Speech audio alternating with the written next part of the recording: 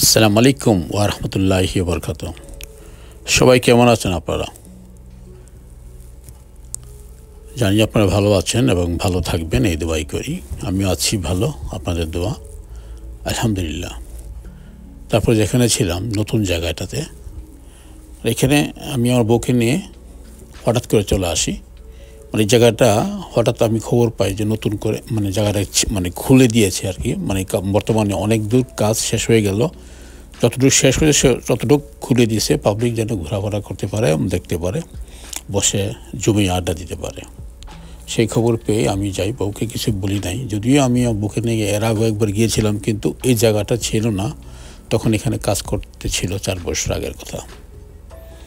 4 বছর পরে জায়গাটা পুরোটা খুলে দিল, একটা সাইড পুরোটা, আরও একটা সাইড রয়ে গেল, ওইটা হয়তো আরও 3-4 বছর লেগে যাবে। ওটা হয়ে গেলে পুরোটাই কমপ্লিট হয়ে যাবে। খুব সুন্দর প্ল্যান করে ওরা জায়গাগুলো করতেছে আর কি, খুবই সুন্দর লাগতেছে। মানে পার্কের উপরে এমন খোলামেলা জায়গা লন্ডন সিটিতে খুব কম আছে।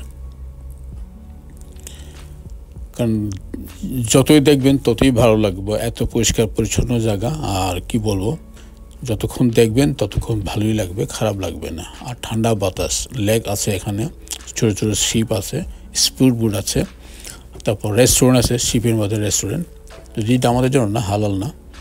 আর ডিস্কোটেকারও আছে, বিশাল বড় শিপের ভেতরে, দেখার মতো জায়গা আর কি। এখানে রাত্র 3টা-4টা পর্যন্ত মানুষ থাকে।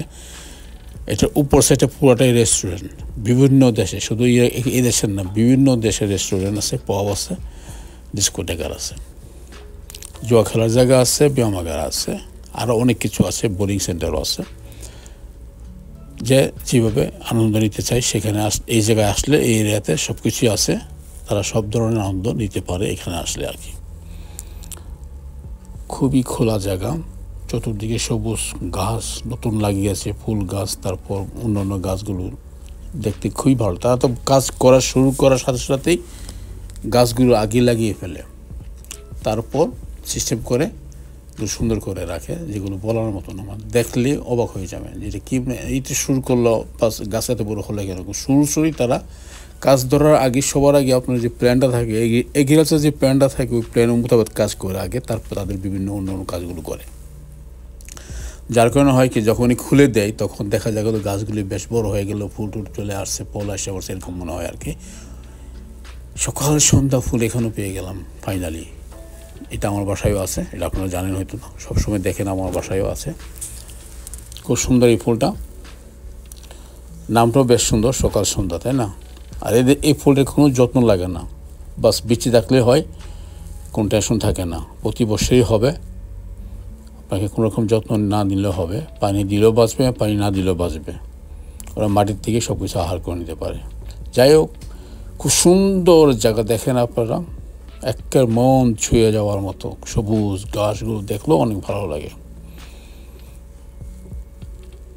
খুব সুন্দর করে সাজিয়েছে, গুছিয়েছে, যে কেউ আসলে যেন বলতে পারে না, একদম কি বলবো। আমি সেটা যত দেখেছি, যদি নিচে যেতাম আরও ভালো হইতো। নিচে তো যাতে পারবো না, কারণ সময় কম, চলে যাব অনেকক্ষণ হয়ে গেল ঘোরাফেরা করতেছি এখানে। আর কিছু কিছু ভিডিও করতেছি, যেগুলো আপনাদেরকে দেখালে আপনাদের কাছে ভালো লাগবে, এবং আপনারা অনেকেই জানেন না জায়গাটা এখন খুলে দিয়েছে। এখন আপনারা এসে ঘুরতে পারেন, সব কিছু এখানে আছে। জানেন এই জায়গা সম্বন্ধে সবারই একটা অভিজ্ঞতা আছে। তো সবাই চলে আসুন, আপনারা ভালো থাকবেন, সুস্থ থাকবেন। আল্লাহ হাফেজ, আসসালামু আলাইকুম।